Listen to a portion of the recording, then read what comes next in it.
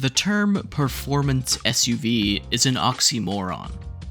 Everything we have come to believe an SUV is supposed to be goes directly against our idea of sportiness.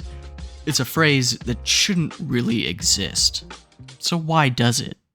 Well, funny enough, the first word in the SUV acronym is literally sport, which originally was meant to convey off-road capability, of course. But after the introduction of cohesively fun SUVs like the XJ Jeep Cherokee, the definition began to be questioned. And by whom, you ask? Well, just a few years later, there would come an SUV that made the Jeep look like coughing baby versus atomic bomb. The GMC Typhoon. This very car is the reason why the SUV was bastardized into chasing performance over function. And it's actually fitting that these two are mentioned first, because in original road tests, the Jeep was the only car they could use to remotely benchmark the GMC. But benchmarks are made to be surpassed, and the Typhoon, in terms of performance, moved the goalposts to f***ing Neptune. While the Jeep could hit 60 miles an hour in a respectable 8.2 seconds, the Typhoon could consistently meet the same mark in 5.3.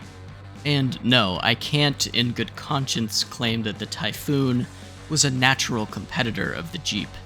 The XJ was a jack of all trades, while the GMC was a 280 horsepower truck that could not be driven off-road. But anyways, long story short, the Typhoon only existed because of its sibling, the Cyclone pickup.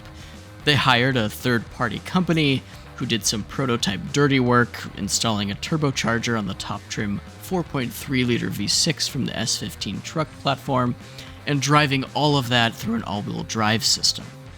The Cyclone truck came first in 1991, and the Typhoon followed a year later in 92.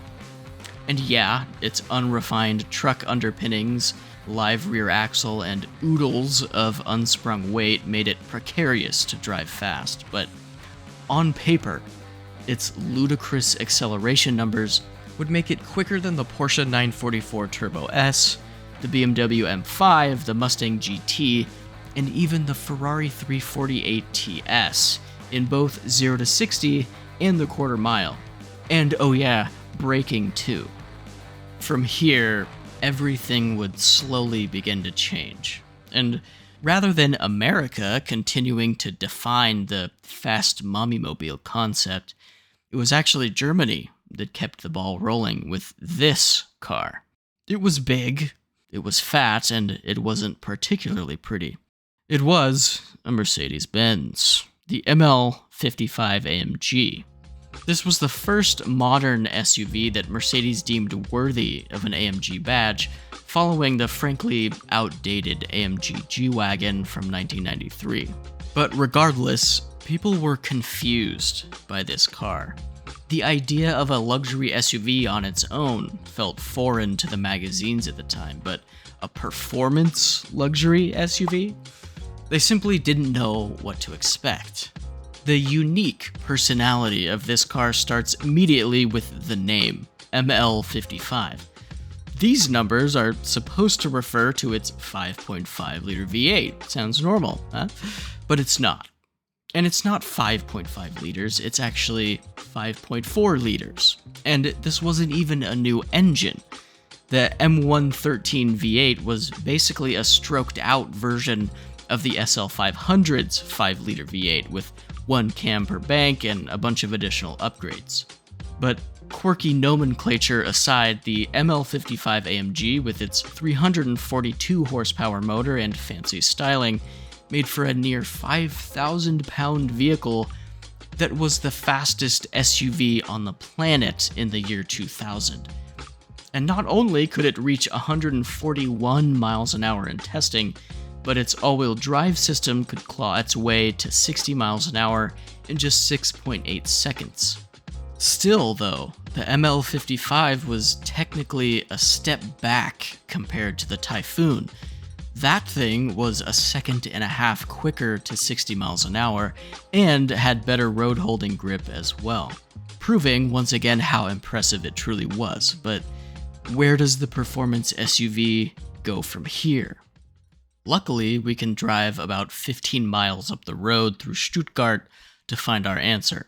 You probably know where this is going. It's Porsche. And at the turn of the new millennium, this was a brand that was still just barely coming out of near bankruptcy. The addition of the entry-level Boxster in the mid-90s allowed them to temporarily crawl out of the cold and moist depths of financial ruin, but in order to keep from falling back in, they whipped up the Cayenne SUV, expanding their market to family folks, like Carmela Soprano. I don't know. It was great for the company, but Porsche couldn't stand behind this sacrilegious SUV and not make it fast. So, enter the Cayenne Turbo. It launched in late 2002 as the top trim option above the Cayenne S. There were only 2 trims that year. Both had V8s, but the Turbo, you won't believe this, had a turbo.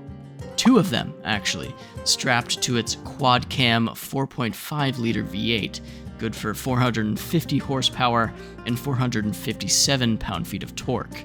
Now, if the ML55 was impressive, yet still a step back, the Cayenne Turbo was 2 or 3 steps forward. In every performance metric, the Porsche was an Olympic athlete compared to the ML55 that was still playing in T-ball. From a dig, the Turbo hit 60 miles an hour in 5 seconds flat, and its top speed of 161 miles an hour made it the newly crowned fastest production SUV on Earth. But as I'm sure you know, driving isn't about numbers or performance figures.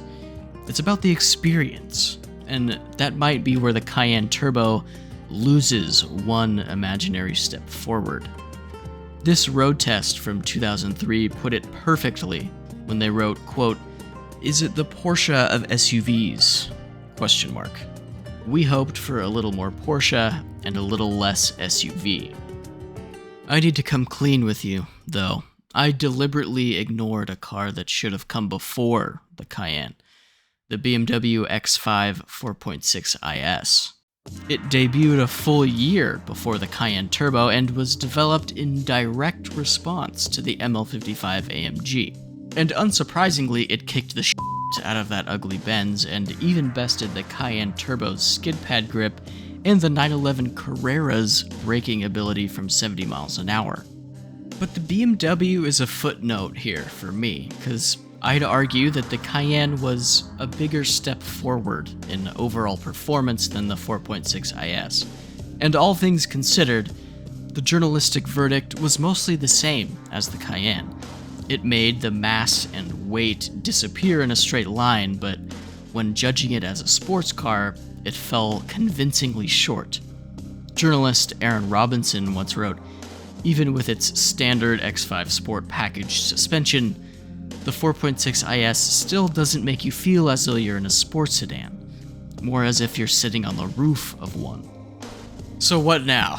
We have a freakishly quick Ferrari-killing Typhoon that was probably a bit too truck-like, an AMG that set the tone for modern performance luxury SUVs, but still wasn't a complete package, a Porsche with great handling and alien acceleration that's unable to hide its weight behind that mystical Porsche crest, and an X5 with much of the same sacrifices as the Porsche that I so heartlessly relegated to a mere footnote.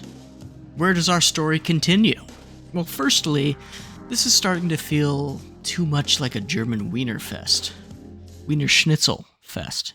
So, let's circle back to where I believe the next great performance SUV was birthed, the United States. The year is 2002, and General Motors is putting together a top-secret cabal of special engineers and race car drivers. Together, they are called the High Performance Vehicle Operations Group. Bolstered with race car driver John Heinrichsey and even Chief Corvette engineer Tom Wallace, They are embarking on a journey that would produce the greatest American performance SUV since the Typhoon, the TBSS, also known as the Trailblazer SS. Once this special group got their hands on the new for 2005 LS2 V8, they got some diabolical, inquisitive, if you will, ideas about an SUV powered by the absolute finest of American factory hot rodding. They took a first-gen Trailblazer, stuffed in a 400 horsepower LS2, and absolutely ran this thing into the ground at the Milford Proving Grounds, and then later at the Nürburgring Nordschleife. With the additions of a Torsen differential, stiffer springs, Bilstein shocks, beefy anti-roll bars, and a quicker steering box, the Trailblazer SS was madness on wheels. And because it was GM in the 2000s, they greenlit the project for production. In its debut year of 2006, the TBSS produced 395 horsepower and 400 pound-feet of torque, and it could reach 60 miles an hour in 5.4 seconds. Not quite the Cayenne's benchmark, but enough to get everybody's attention nonetheless. It handled like no GM SUV that had ever hit the showroom floor, and while it may have only lasted until 2009, they did build a Saab version to keep things a little bit interesting. But the devil is in the details, of course, and the TBSS still couldn't take full control of complex corners and mixed conditions, even with the factory option for both rear and all-wheel drive. So let me ask you, are you sensing a pattern here? Are you slowly coming to the realization that this isn't a story about heroes that overcome all odds, and instead is one of compromise? As far as the performance SUV has come since these 5 formative vehicles, the formula itself is corrupted. At their very core, most, if not all, cars that can consider themselves SUVs must make a choice, balancing the scales between raw performance on one side and function on the other. I personally adore every last one of these SUVs, but as I said at the very beginning, performance SUV is a term that probably shouldn't exist. They are the royal jesters of the enthusiast car industry. They entertain us with performances of grandeur, but we, the imaginary kings and queens of automotive judgment, will never offer them the lands and titles that we afford to true sports cars.